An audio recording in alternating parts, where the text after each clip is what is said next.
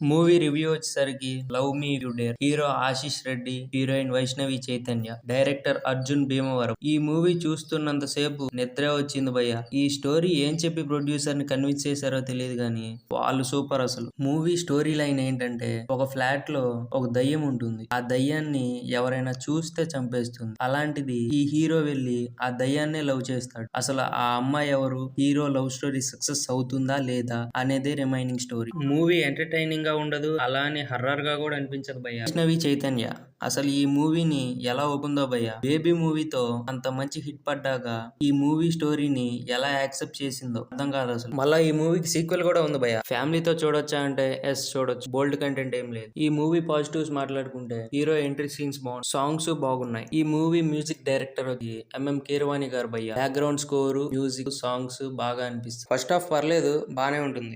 second half interesting గా ఉంటుంది అనుకునే లోపు